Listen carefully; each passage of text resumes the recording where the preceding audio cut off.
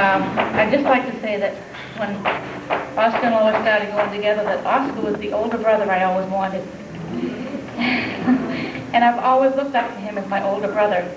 To me, they've been role models.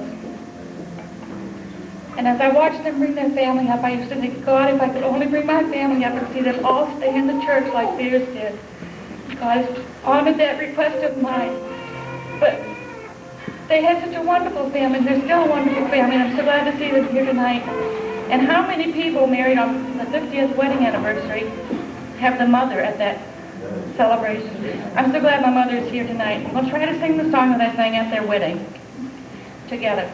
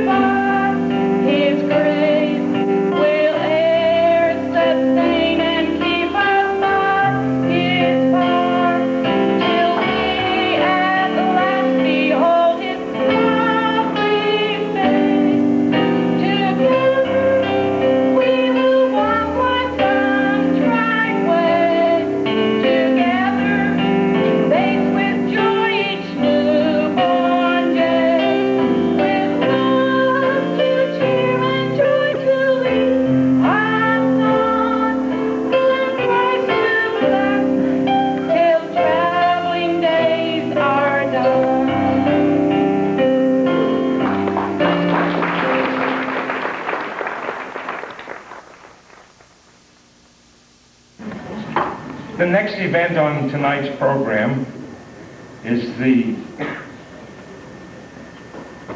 it is the cutting of the cake. And sis, you've done a lot of cakes in the last 50 years, and they tell me it's just appropriate if you cut this one too. So if you would, make your way to the cake, and you can take Oscar with you also.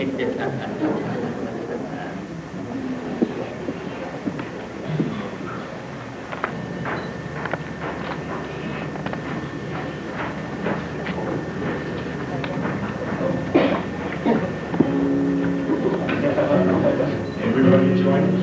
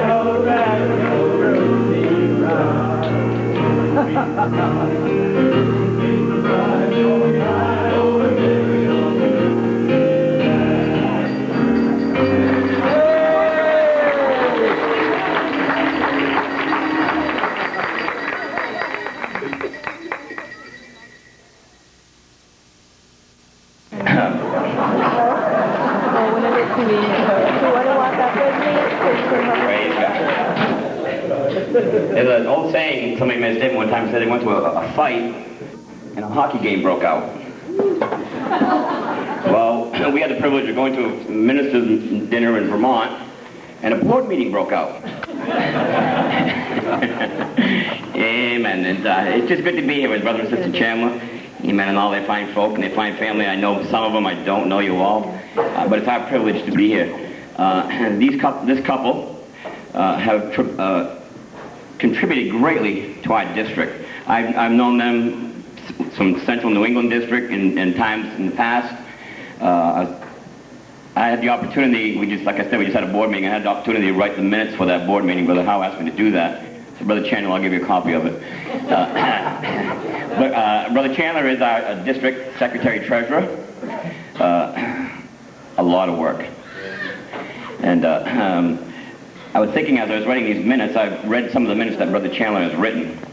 And I remember one specifically, Brother Howe from time to time will ask one of us to, in devotions before we get going on the board meeting, we do try and keep it on a spiritual note. And he asked me one time to open it up with some kind of devotion. And I don't even remember what the text was I used or the scripture or anything. And I got the minutes back and I read it and I said that. and I thought, Brother Chandler really knows how to make that. I said, I'd like to hire this guy and have him go through my notes when I preach because he can really embellish these things to make them look good. But that's my perspective. That may not have been everybody's. Also, I think Sister Chandler, she wrote an article, I don't know how many years ago, a couple of years back, wrote an article in the Reflections magazine. Excellent article. It moved me. It touched me. I read it and I thought, well, we have some talented people in our district, and these folk are definitely among them, and they have labored unselfishly. They've given, Brother Chandler's been up all hours of the night. I think sometimes he does better than some of us younger ones, and I say that reservedly because I'm almost 50. But he does real good. He carries all of his bags around. He's got all kinds of things packed away. And oh yeah, one time we had a board meeting and Brother Howe, and we'll just leave it at that, made a comment one time that we were going to continue on in our board meeting, and Brother Chandler said, well, something to the effect, well, you go ahead and do that, I'll see you later, I'm going to eat. Amen. But this couple is a fine couple, and it's our privilege to have them in our district, and I really mean that. I just told our church the other day, I said when I was a boy growing up, we didn't call my neighbor Jane if that was her name. If it was the mom or dad, we called them by their first, we called them Mr. or Mrs. And I think we have a lack of respect, a lot of lack of respect in our society. And I told my children they never called so-and-so down the street by their first name. They were always Mr. and Mrs. And I think respect is something that our society needs more of. And these folk definitely deserve the respect of this district. And we got together and thought, well, we'd like to do something for them. They've been in this district ever since it's been a district. And they've been functioning in it in some shape or form on a level of helping out. Brother Chandler, I said, is a district secretary-treasurer. Sister Chandler is on ladies committee, honorary member of the ladies committee, and gives her input and just puts a lot of time and effort into there. I know Sister Chandler, there's been many times when you wondered where maybe Brother Chandler was. But we thank you for allowing him to be the part of the district that he was. And we thought, well, the least we could do was to somehow honor them as a district. And so that's what we want to do tonight. And we'd like them both to come up here, if you would. Judging by the weight of this one, I think I got the right one. Amen. I'm going to put it here on the pulpit. Amen. You can go ahead and open it. This is on behalf of the New Hampshire-Vermont district. We appreciate you folks and love you very dearly. And they are kind folk. In fact, Brother Chandler, the other day when we went to conference, I was, parking a car costs about $100 for a week in the airport. Brother Chandler said, well, you go ahead and park it in my driveway. And I said, well, you don't have a problem with that? No, I don't have a problem with that. And he said, so I went ahead and did it. Saved me about $100. But that wasn't good enough for Brother Chandler. He gave me a note of all the taxis to call in town, and they get from his house to the airport and all that. And we just appreciate these folks in many, many ways. And this is just a small token from my district for your time and effort and all your energy you put into the district. Go ahead and open it. We didn't expect anything. It used to be an old proverb. He used to say, blessed is he Blessed is he that expecteth nothing. Then he won't be disappointed what he gets.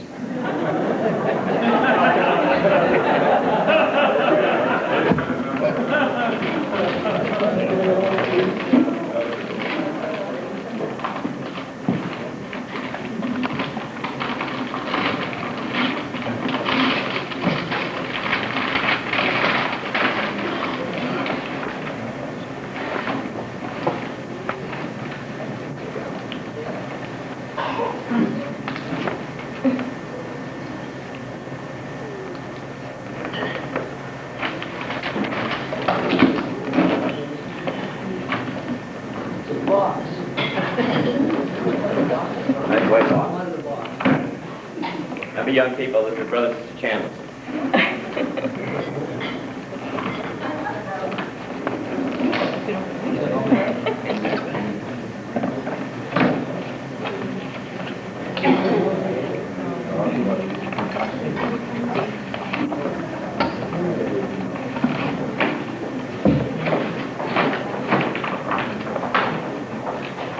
Chandler, being the district secretary-treasurer, he got a new tape recorder for the district meetings here a while back, and that's not what that's for. Yeah, man, in fact, Brother Chandler, if you bring that, they'll probably get reprimanded. But I remember looking at that, he's like a little kid with something new. There's a lot of buttons on this thing, and I can tell already that he'll figure it out. Yeah, he's a man that can figure this thing out. But we just want you to know from the district that we appreciate you folks and love you very much. God bless you both. Mary? Miss Mary? It's a Bose radio and CD player.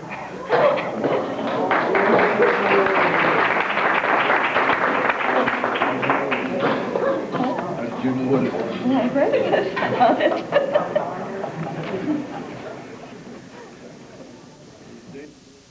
Because about a year ago, her children got together and gave her one of these, I guess, I don't know if it's like this, but a Bose CD player for a Christmas present, and she hasn't got done telling about it yet. Thank you. Appreciate them, but we felt that they had a lot of friends and other family who would want to help us to honor them, and we really appreciate every one of you who has come to help us to do that. I have something here that I just do better reading. Writing, putting it together ahead of time and reading it, so I hope you'll excuse me for doing that. I'm not really good at off-the-cuff stuff. So I have some things that I've put together that I just called I Will Never Forget. Some memories. I will never forget Daddy coming home to the apartment where we lived in Connecticut, all excited and saying, I got a job. And in my 3-year-old mind, trying to grasp the concept of what a job was, so I could be happy about it too. I'll never forget my mother improvising a cardboard box so I could go sliding after a snowstorm at the house where we lived in Connecticut. I remember when Daddy tried to surprise Mama with a birthday cake, and my brothers and I went to her and said, Daddy made you a birthday cake, but we're not going to tell because this is secret. Right after I said that, I knew that I had done something wrong. I'll never forget sitting around the old stereo cabinet at the house in Jonesport, listening to songs like It Is No Secret and My God Is Real, or singing along with Daddy strumming his guitar to What a Day That Will Be. Never forget Mama setting up the dining room with groceries borrowed from the kitchen and the ironing board as a counter so we could play store. Fisher-Price could never compete. I'll never forget Daddy's potatoes on the stove, fudge and molasses cookies. Really, ask him. And yes, of course, potato chips with milk. Yeah. Should I mention pickled pig's feet? I'll never forget trips to the library in Norway, the house in Norway. No bathroom, a metal wash tub for baths, and an outhouse in the barn, but we remember it as though it were a mansion. I remember services in the living room, Sunday school on the porch, Daddy recording for radio services starting with, Buy the truth and sell it not, from Proverbs 23:23. Mama playing the old player piano, not just the piano rolls that came with it, but songs like Silver Wings. We have a copy of that on the memory table tonight. I remember the guests in the potato bin, garden vegetable suppers. I thought we had them because we liked fresh garden vegetables, not because the budget was limited. I remember the fire in the barn and my concern for the safety of my new baby sister. I remember moving to Grammy and Grampy Howe's house when I was 8 years old when Daddy came to Manchester to help as assistant pastor. We had some fun times, and I'll never forget the Cookie Man. I remember my parents giving when it seemed there wasn't much to give. After Daddy became pastor in Manchester, I remember him going to help an unfortunate family with some groceries, even though they appeared to need them less than we did. It was okay, though, because God gave back to us in too many ways to list. I'll never forget the sounds of the pressure cooker on Saturday evenings, and we were reminded this weekend, or a couple of nights ago, of the time that the beans went to the ceiling. New England baked beans and homemade bread. Black raspberry ice cream at Glendon's. I remember Daddy starting up the Bible quizzing program to get the youth involved in learning and studying Scripture, trips to regional and national tournaments, and Mama trying to keep up with him at the scorekeeper's table. I'll never forget his painstaking efforts to be fair in his duties as foul judge. I remember him transporting us to youth services in Hudson week after week on Friday nights so we could get an opportunity to be with other young people in the church. I'll never forget Mama saying, "I guess it's just God's figuring," when the budget didn't balance on paper, but somehow the bills were paid and there was always food on the table. I remember Mama and Daddy telling us in so many ways that they loved us, and then, after our brother Ronnie passed away, feeling like they didn't say it enough. They put it in words more often now, and I guess we all do, but there was never even a slight doubt in our minds whether or not we were loved. I believe either of them would have given their life if necessary for any of us, and that takes real love. I remember times after being married with a family of my own when I faced difficult circumstances, being encouraged by the memories of how God provided for my parents when they trusted Him, and discovering that He would do the same for me and my family. I'll never forget hearing Daddy call my name as he prayed before going off to work in the morning, and I'll always remember Mama praying with me at my bedside when I was afraid. I'll never forget one night a few years ago when several of us had gone to the house to see Daddy when he was very sick. He had come through the initial battle with an illness that had threatened to take him from us, but was suffering complications again. Since he was too sick to come down where we went upstairs to pray with him. As we laid hands on him and began to pray, I felt the vibration from his voice as he joined us. There was a power and strength in his prayer, even in his physical weakness, and it seemed that while we were trying to pray God's blessing on him, the blessing was coming back to us. I was not born into a wealthy family by the world's standards, but I am rich beyond words. I have been blessed with caring, loving, giving parents. I found a card from Mama this year that just seems to say it all. It says something like this: "The older I get, the more people tell me how I remind them of you." That's the nicest compliment I can think of. My parents have been great role models for me. If I can do half as well, it will be a tremendous accomplishment. Thanks, Mama and Daddy, for truly loving, caring, and giving of yourselves. That is something I will never forget.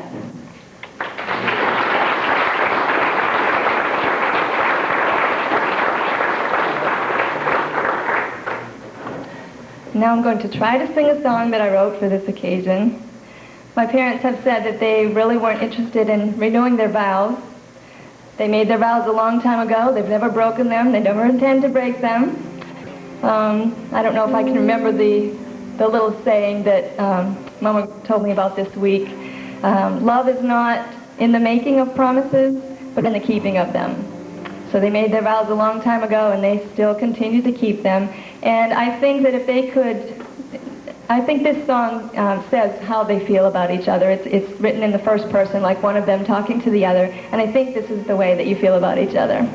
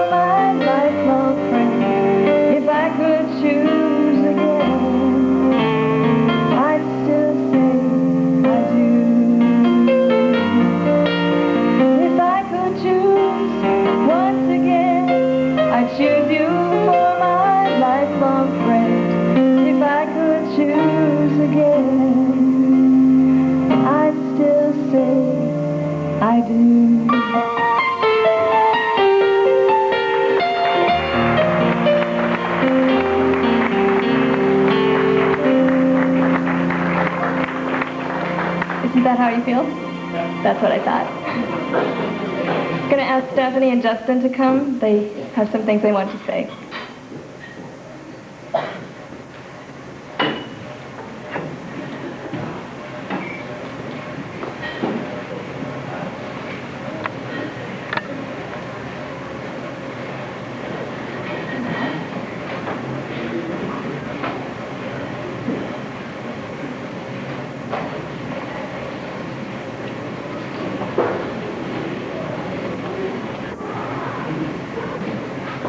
When I was writing this, I was thinking of all the memories, had all these memories of being over at Grammy and Grandpa's house and all the things that we used to do over there.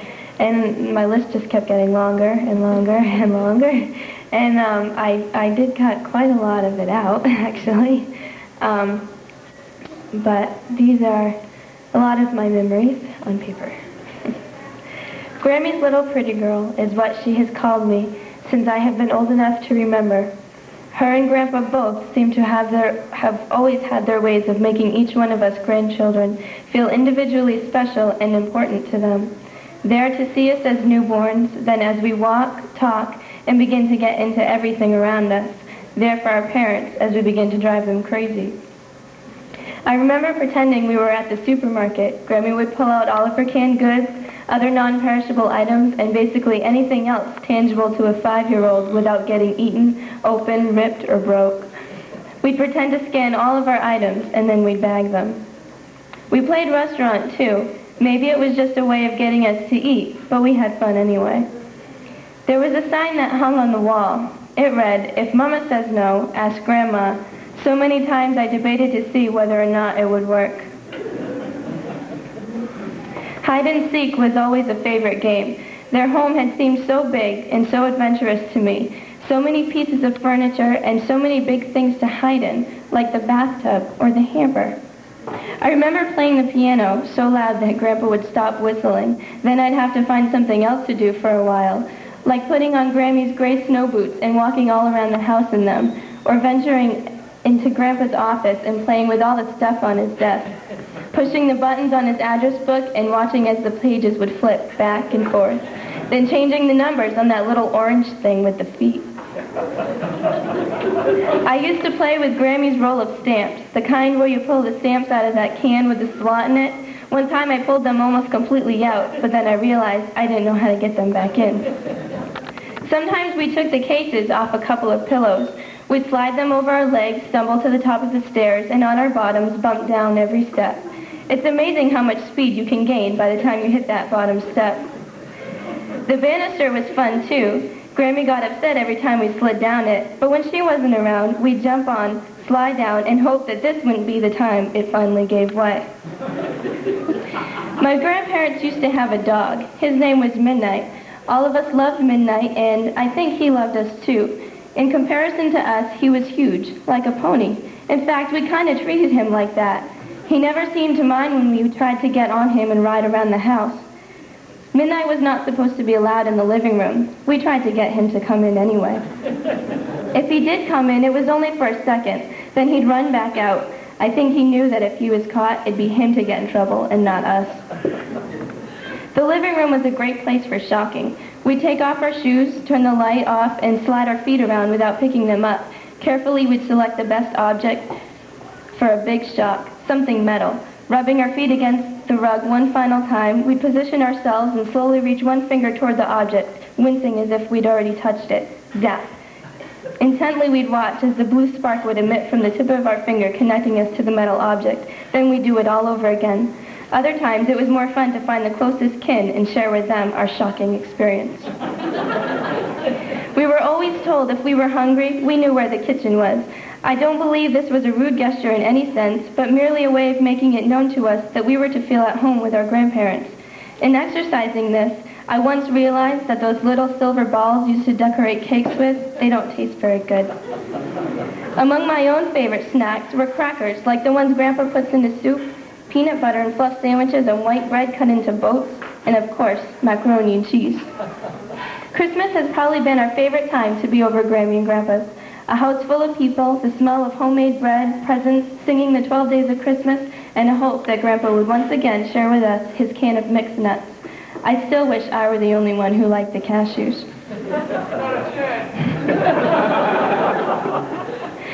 With so many people in one spot, it became easier and much more fun to play our games, like lining up all of the chairs in one in back of the other, pretending we had made a train.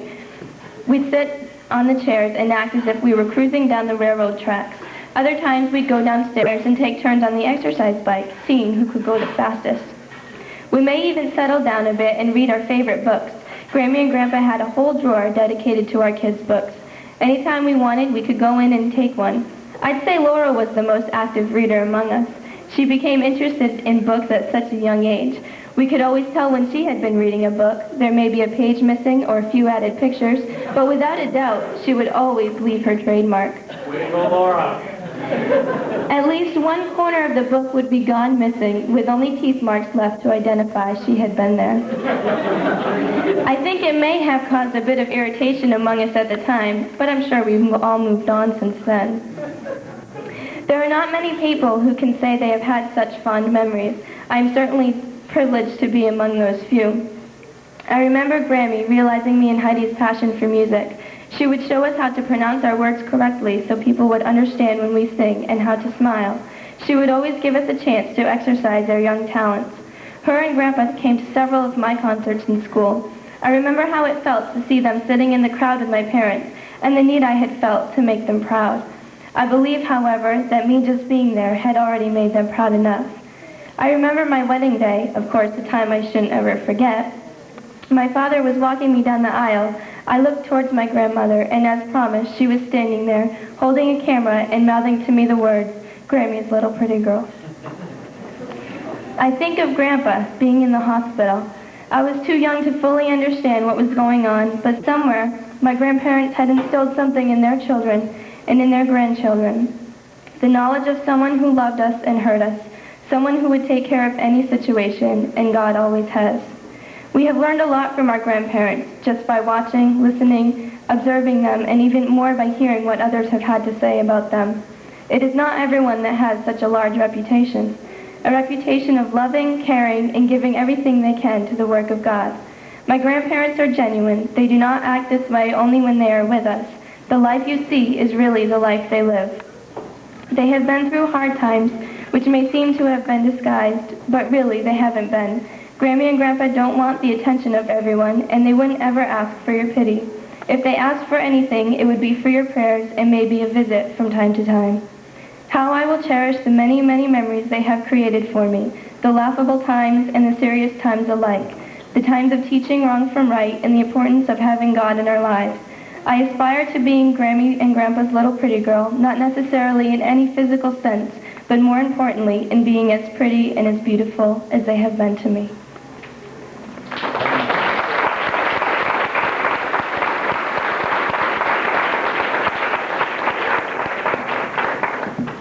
I didn't do any notes tonight because I knew if I did, I'd never shut up.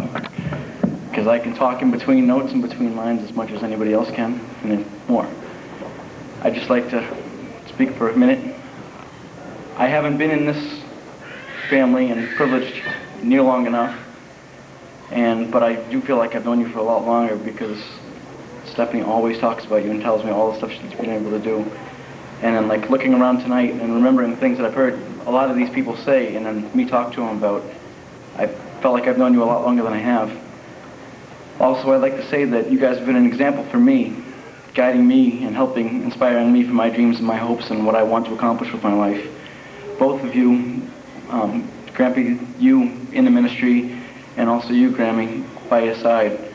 I believe that not only have you guys done your jobs, but you guys have both taken them seriously and literally, being a man of God and wife of a man of God. And I feel like you've treated all of us like your children and the children of God. And like in Proverbs 22:6, train up a child in the way he should go, and when he is old, he will not depart from it. And I feel like you've done that with all of us. Everybody here must, at one point, have heard you speak to them about God at one time. And that is probably the most powerful thing anybody can say about anybody. Whether or not somebody said something nice to anybody or done anything nice for them, but when you can share with them God to everybody that you have ever been able to know that's in this room tonight, and many thousands more people. That's amazing. And I thank you for being able to do that, be an example for me.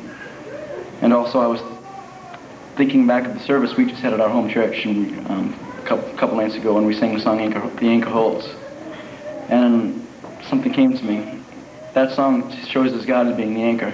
But then I thought, the anchor can be raised and lowered. And I know God can come into our lives. And if we push him away, he will leave. But God is always there. But what he actually does is he puts other people, he uses us to do stuff for people. And I think that he's put you as an anchor, not only for this family and the church here, but also this district. And I'd like to thank you because we can always look back at you and see what you were able to do, how you were able to reach people. And I'd like to thank you for that.